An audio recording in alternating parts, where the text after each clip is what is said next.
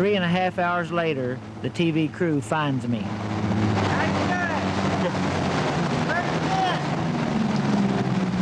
been? What's up? Where have you been?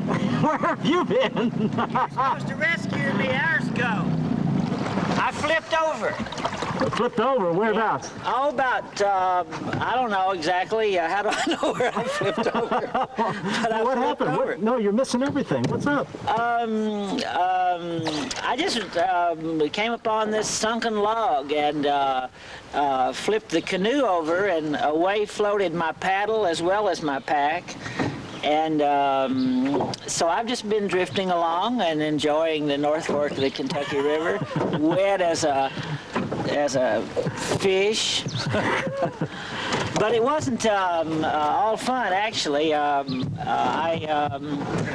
had to struggle to get my canoe back together and so forth. Well, everything's gone, looks like. Well, yeah, I don't know. I've been. Did you all see my blue pack Not a down thing there yet. anywhere? Okay, we've been coming a half hour up. Well, we'll put you in tow here Okay. and get you back downstream. Okay. Well. We better do it. The current's picking up here, it looks like. Okay. Well, tow me home, boys. I ain't had no lunch.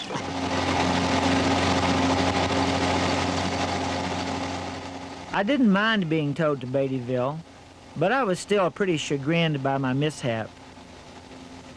As I rode along behind the boat with the TV crew in it, I thought about my accident, about all the mistakes I'd made that led up to it. I'm actually an experienced canoeist, but this morning I made the basic mistakes any beginner might make, the main one being that I'd failed to respect the river. You can't do that with a river. It will make you pay. Rain added a final humiliation, and I felt pretty chastened.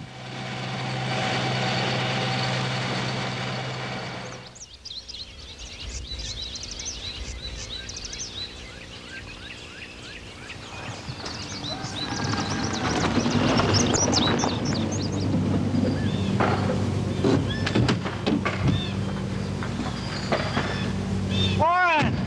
Hey, Gurney! How you doing? My mishap with the river, combined with the fact that the lock and dam system on the Kentucky is only operated in the summer, has caused us to resume our journey here at the mouth of the Red River.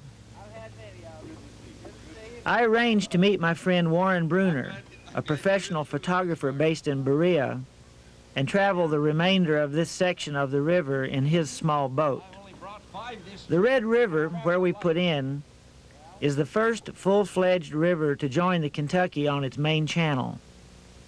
The other is the Dix River, which enters the Kentucky from the south.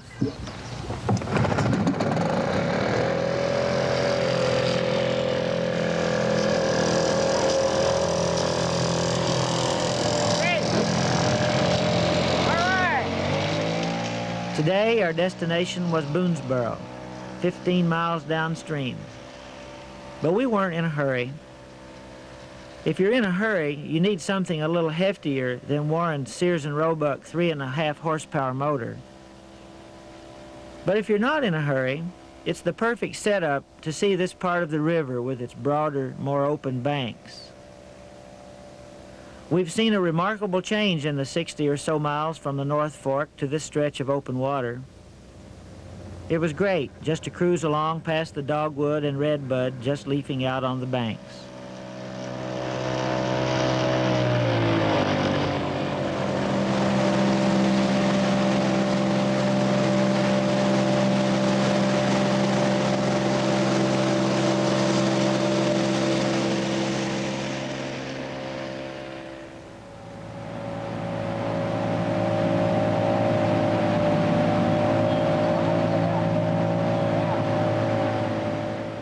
The only particular place we had in mind to stop before Boonesborough was Otter Creek on the south bank of the river. The mouth of Otter Creek was the specific terminus of the Wilderness Road that Daniel Boone and his party of axemen blazed in the spring of 1775 while in the employ of the Transylvania Company. The Wilderness Road was in reality not a road as we know it, but a series of hacked-out trails just wide enough for a wagon. It stretched from the Holston River in Tennessee through the Cumberland Gap to this spot. Hey,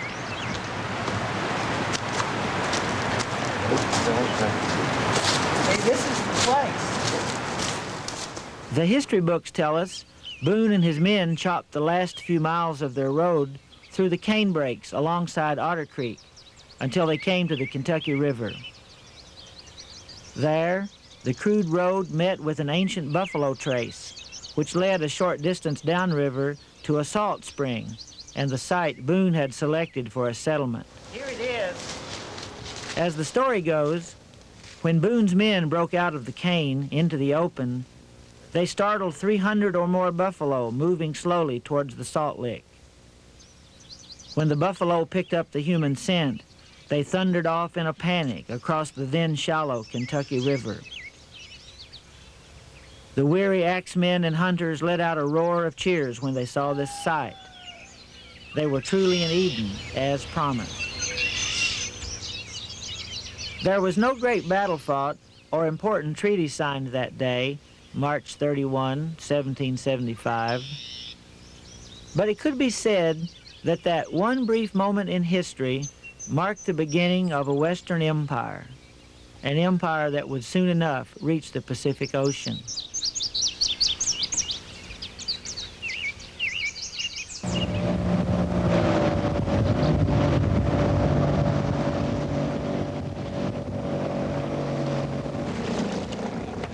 Just below Otter Creek is Lock and Dam number 10, the first we've come across in our journey because of our diversion around the first four.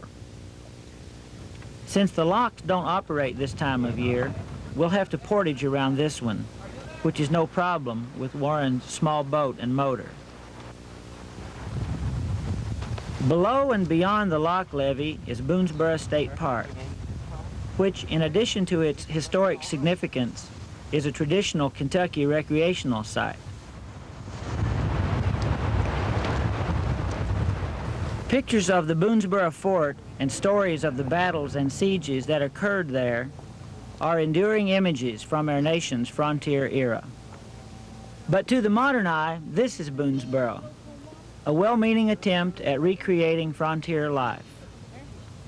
For the thousands who visit here each year, it's a pleasant place to be.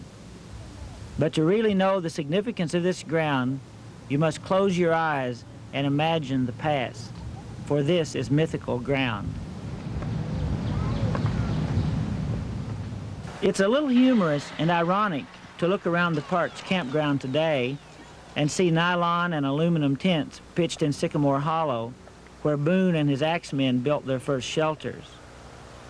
Mobile campers of every shape and size now park on the very spot that once was an important outpost of European civilization on the American frontier.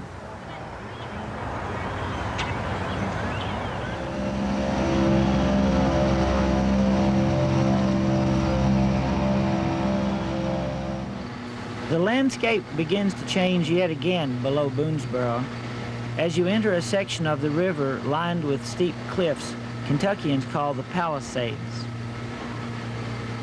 It's where you first discover the Kentucky River's qualifications as a deep gorge river. The cliffs and rock outcroppings are erratic here, but will gain mass the farther downstream we go. It's said that the river has been cutting its way through this rock for nearly 2 million years.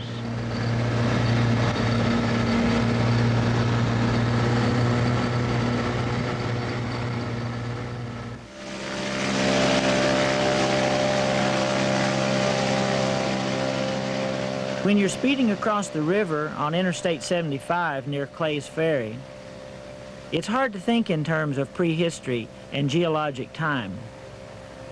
But on the river, it's hard not to, especially when you're in a small craft putting along slowly enough and pausing frequently.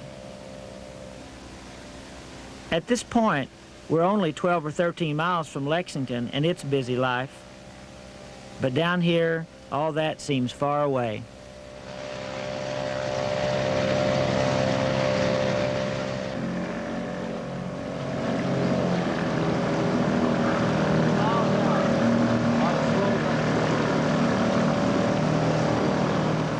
3 miles downstream from Clays Ferry is Raven Run, one of dozens of steep-walled creeks along here that suddenly drop through the limestone cliffs from the plateau above to the river below. Raven Run, however, is the only one maintained by the city of Lexington as a public park. Yeah, what? Come right along behind.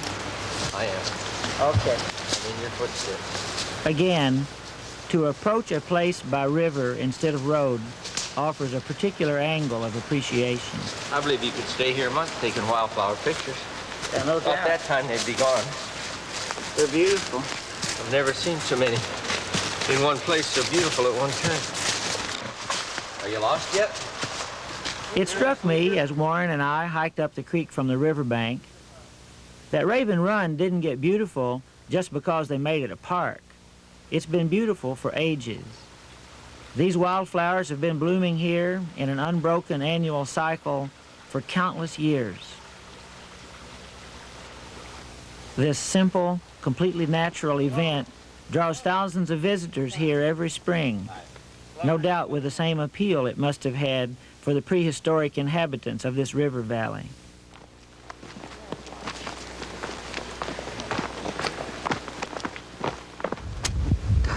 Yeah, I think so.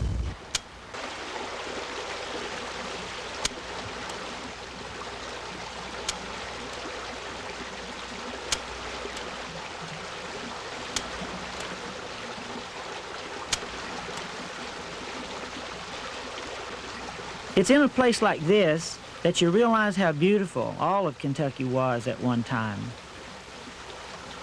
Kentucky has always been fabled for its beauty.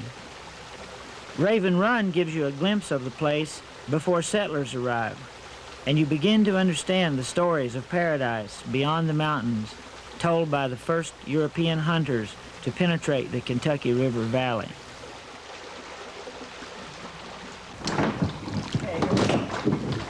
Leaving Raven Run on what was for me my third straight day on the river, on a trip that had begun rather unfortunately in a canoe on the North Fork, I felt as though I had been transported out of time as I ordinarily knew it, and plunged into a deeper dimension of time, an ancient sense of time, as awesome as the limestone cliffs of the Palisades. I felt a part of the river by now, in a way I had not the morning I had so distractedly put my canoe in the water. No wonder I turned over. I thought that if I was canoeing the North Fork now in this spirit, I wouldn't turn over. I was sorry to leave the water when we reached Valley View, but I was comforted knowing that in a few weeks I would return to it again.